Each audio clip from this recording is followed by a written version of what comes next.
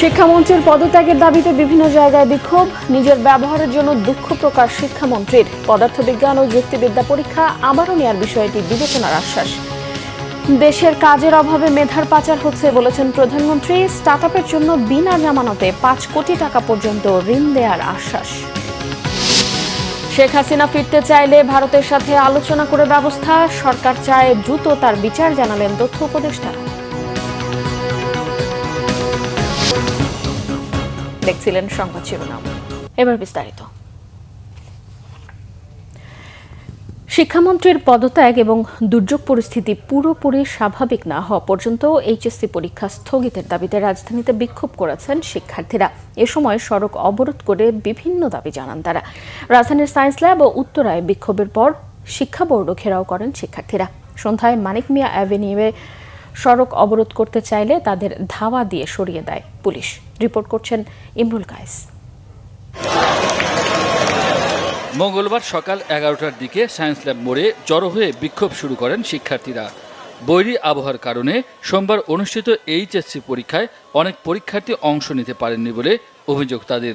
তাই ওই দিনের পরীক্ষা পুনরায় নেয়ার পাশাপাশি প্রশ্নপত্র পুনর্বিবেচনার দাবি জানান তারা।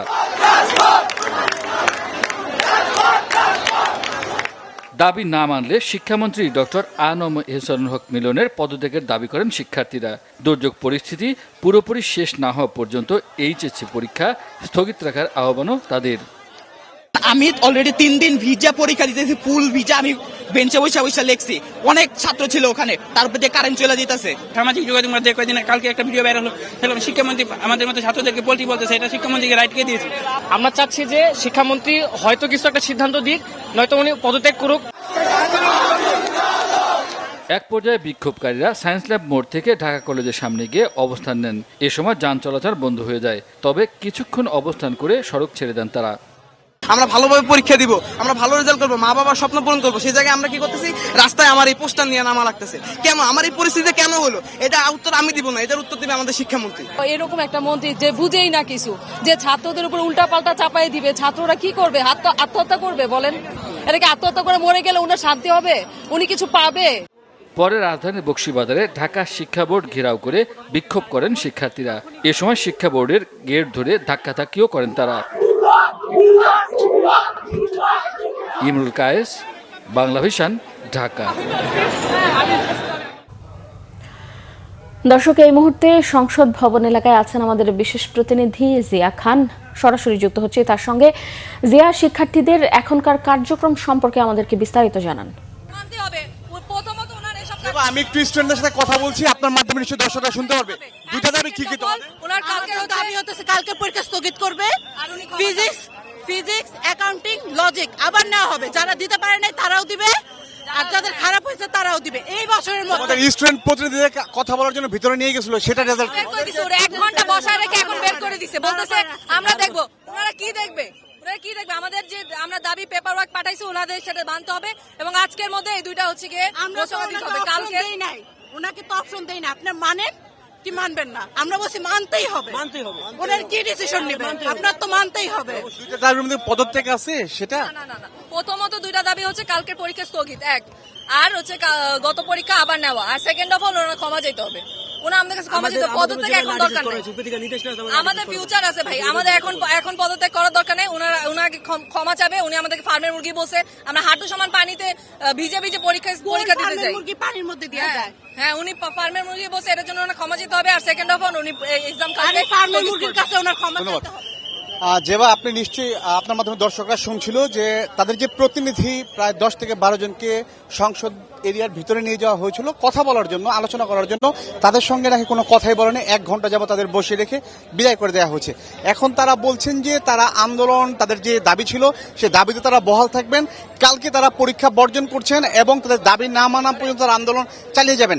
এখন পর্যন্ত তারা সংসদ ভবনের দক্ষিণ প্লাজা এলাকায় তারা অবস্থান করছেন এবং এখানে হয়তো কিছুক্ষণের মধ্যে তারা আনুষ্ঠানিকভাবে যে বিবৃতি দিবেন সেটা যেবা আপনার মাধ্যমে দর্শকদের আমরা জানিয়ে দিব।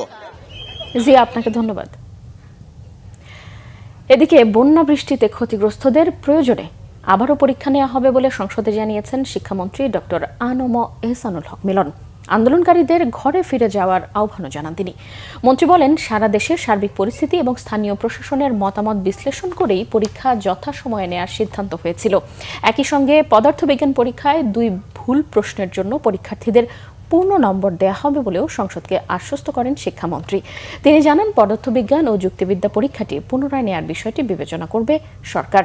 একই সঙ্গে নিজের ব্যবহারের জন্য দুঃখ প্রকাশ করেছেন শিক্ষামন্ত্রী। মুহিবুল্লাহ মুহিবের রিপোর্টে বিস্তারিত। আমি দুঃখিত।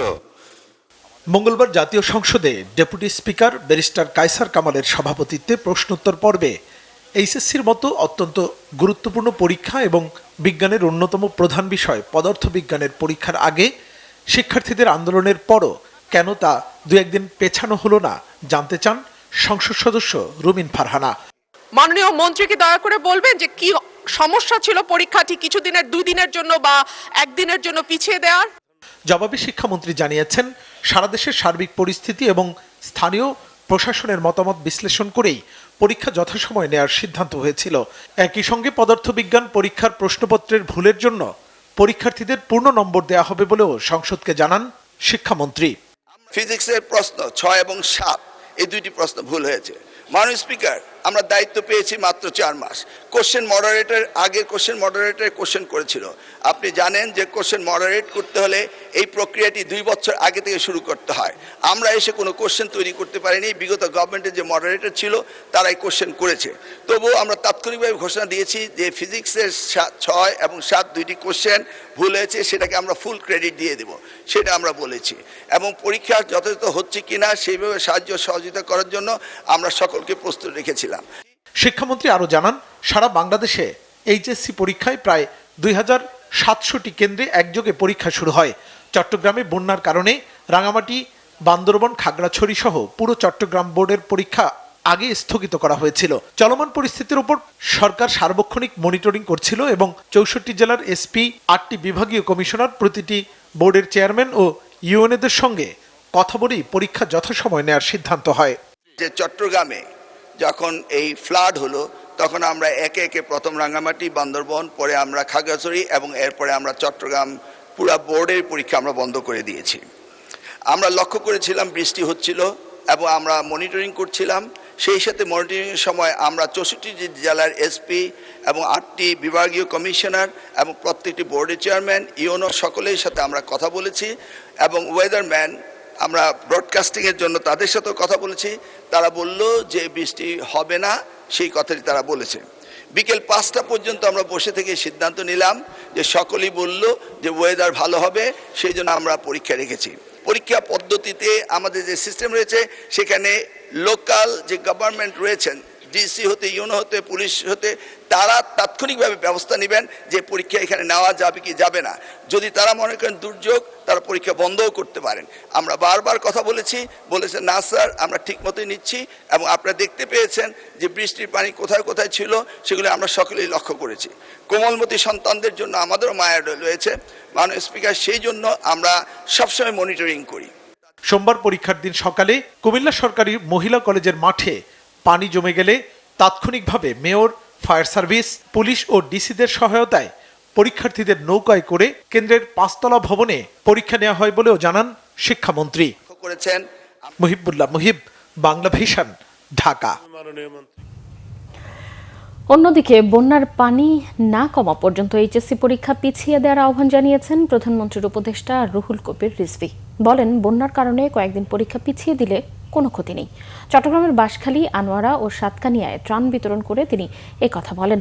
রুহুল কবির রিজভী বলেন, বন্যা কবলিত এলাকায় মানুষ চরম দুর্ভোগে আছে। এ সময় পরীক্ষা নিলে কোনো দুর্ঘটনা ঘটতে পারে।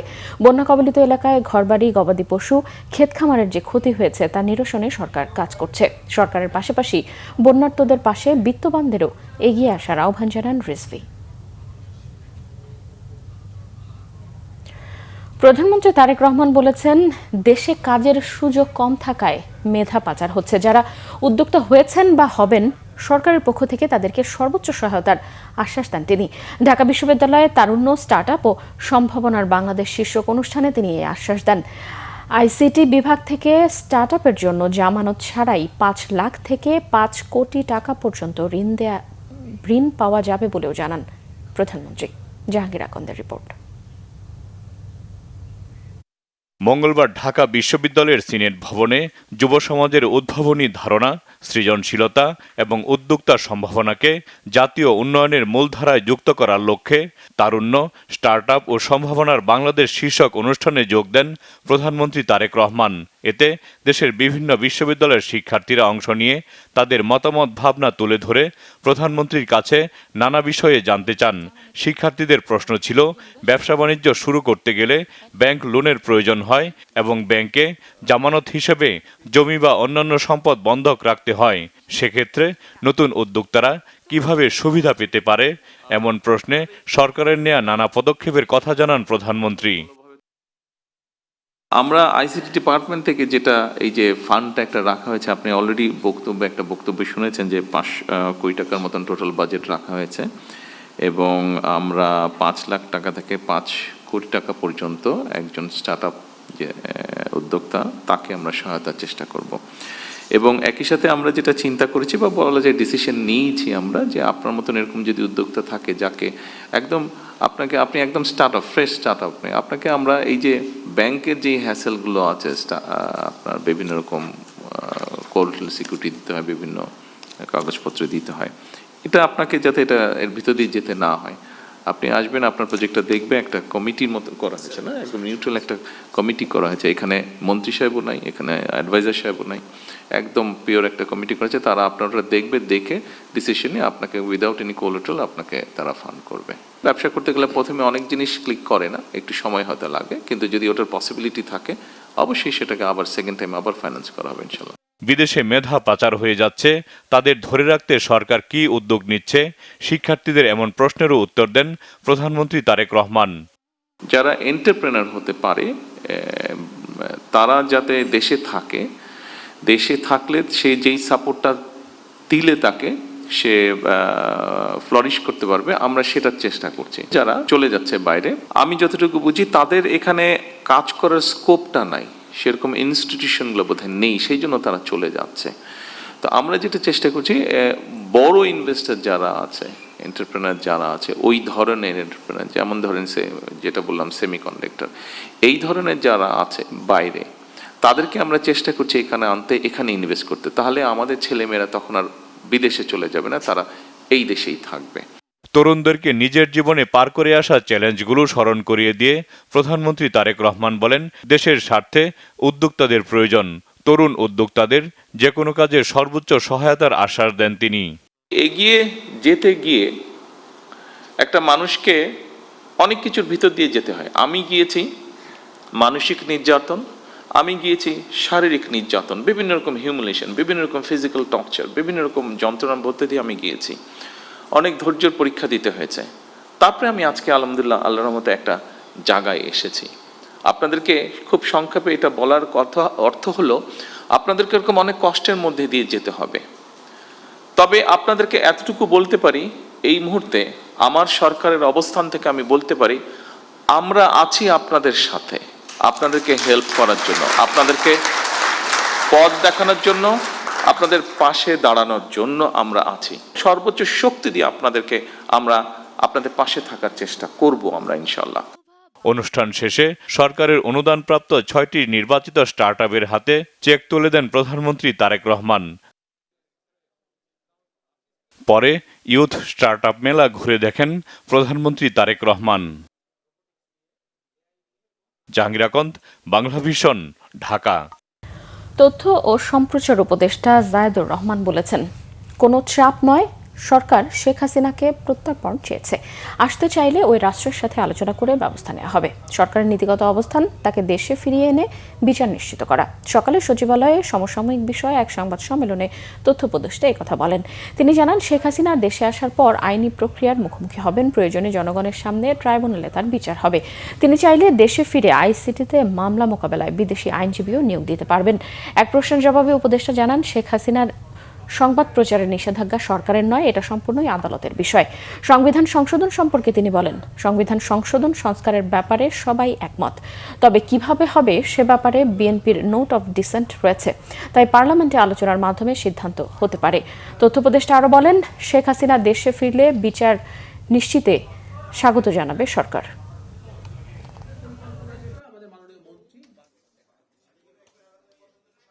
স্বাগত জানাচ্ছি আমরা জাস্টিস, আবার ওই কথাটা আগে একদিন বলেছিলাম, আমরা তার জন্য জাস্টিস নিশ্চিত করতে চাই, ইনসাফ নিশ্চিত করতে চাই।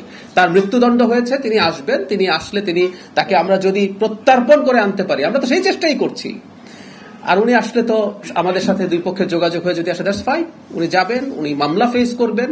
উনি মামলার জন্য আইসিটিতে এখন বিদেশি লয়ার আনারও স্কোপ আছে, পৃথিবীর শ্রেষ্ঠতম লয়ার তিনি আনুন, তিনি তাকে ডিফেন্ড করার চেষ্টা করুন। ওখানে অবজারভার রাখা যায়, ওখানে ভিডিও ক্যামেরা রাখা যায়, এতটাই আধুনিক করা হয়েছে ইন্টারিমের সময় এই আইসিটি আইনকে। সো একেবারে স্বচ্ছ বিচারের মাধ্যমে সব প্রসেস চলবে। এই দেশের জনগণ যেটা চায়, তিনি যে অপরাধ করেছেন, যে মৃত্যুদণ্ড আছে, সেটা যেন বহাল থাকে। বহাল থাকলে সেই মৃত্যুদণ্ড কার্যকর হবে, সেটাও জনগণ দেখতে চায়।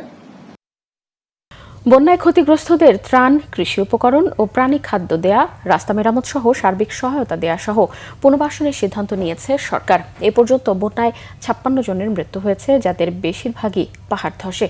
ক্ষতিগ্রস্ত প্রায় 6.5 লাখ মানুষ দুর্ভোগে দিন পার করছে। সচিবালয়ে স্থানীয় সরকার ও পল্লী উন্নয়ন মন্ত্রী মির্জা ফখরুল ইসলাম আলমগীরের সভাপতিত্বে অনুষ্ঠিত আন্তঃমন্ত্রণালয় বৈঠকে এই সিদ্ধান্ত হয়।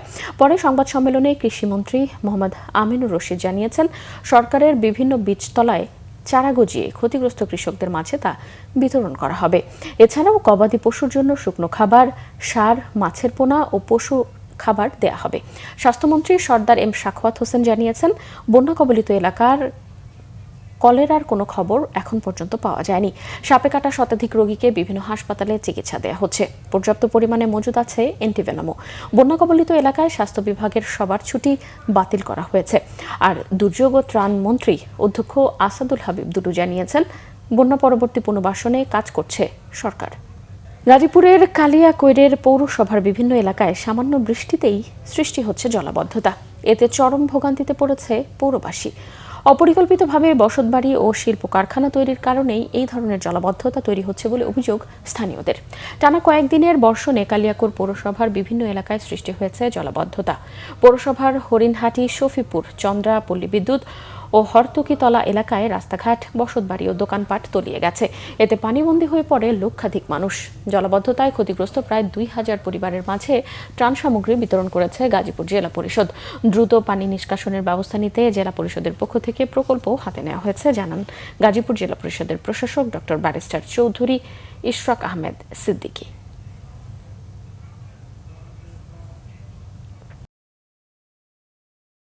200-250 ঘর আমরা এখনো তলায় আছি, এখনো হাঁটুর উপরে পানি, সবটা প্রতি রুমে রুমে পানি জমি থাকে। বৃষ্টি এলে পানি জমি থাকে, এটাই সমস্যা। বাসা বাড়িতে পানি উড়ে, রাতিয়া ঘুমাইবার স্থান নাই, ফুলা ফাইলে কষ্ট করে থাকে। বাথরুমে যাওয়া যাচ্ছে না, গোসলখানায় যাওয়া যাচ্ছে না, রান্না বাড়া করা যাচ্ছে, খাওয়া যাচ্ছে না। এই অবস্থা কেন হলো, এই ব্যাপারে আমরা যেটা শুনছি যে গত 17 থেকে 20 বছরের ভিতরে এখানে ড্রেনেজ ব্যবস্থার উন্নয়ন ঠিকমতো করা হয় নাই। কেন উন্নয়নগুলো হলো না সে ব্যাপারে আপনারা তদন্ত সাপেক্ষে দেখবেন। এবং এখানে আমাদের সামগ্রিক রাস্তাঘাটের অবস্থাও খুবই খারাপ। তো যাই হোক, আমরা জেলা পরিষদের পক্ষ থেকে এখানে ড্রেনেজ ব্যবস্থা উন্নয়নের করার জন্য অলরেডি পদক্ষেপ নিয়েছি এবং ইনশাল্লাহ আমাদের সামনের বাজেটগুলোতে পাশ হলে আমরা এখানে ব্যাপক উন্নয়ন কার্যক্রম শুরু করব। সিলেটের এমসি কলেজ ছাত্রাবাসে স্বামীকে আটকে তরুণীকে সংঘবদ্ধ ধর্ষণের আলোচিত মামলায় একজনকে মৃত্যুদণ্ড এবং 3 জনকে যাবজ্জীবন কারাদণ্ড দিয়েছে আদালত। খালাস পেয়েছে মামলার অপর 4 জন আসামি। দুপুরে সিলেটে দ্রুত বিচার ট্রাইব্যুনালের বিচারক স্বপন কুমার সরকার এই রায় দেন। রায়ে প্রধান আসামি সাইফুর রহমানকে মৃত্যুদণ্ড আর শাহ মাহবুবুর রহমান রনি, তারিকুল ইসলাম তারেক ও অর্জুন লস্করকে যাবজ্জীবন কারাদণ্ড দেওয়া হয়। তারা সবাই ছাত্রলীগের কর্মী। অন্যদিকে পর্যাপ্ত প্রমাণ না পাওয়ায় আইনুদ্দিন, আইনুল, মিসবাউল ইসলাম, রবিউল ও মাহফুজুর রহমানকে খালাস দেন বিচারক। রায় ঘোষণার সময় 8 আসামি উপস্থিত ছিল। 2020 সালের 25 সেপ্টেম্বর রাতে শাহপরান রহমতুল্লাহ আলাইহির মাজার থেকে ফেরার পথে এক দম্পতির প্রাইভেট কার এমসি কলেজের প্রধান ফটকের সামনে আটকে আসামিরা তাদের ছাত্রাবাসে নিয়ে যায়। সেখানে স্বামীকে আটকে রেখে স্ত্রীকে সংঘবদ্ধ ধর্ষণ করা হয়। পরে দম্পতিকে মারধর করে টাকা পয়সা ছিনিয়ে নেওয়া ছাড়াও তাদের গাড়ি আটকে রাখে তারা। সংবাদ শেষ করব, সংবাদ শিরোনামগুলো আরও একবার জানিয়ে।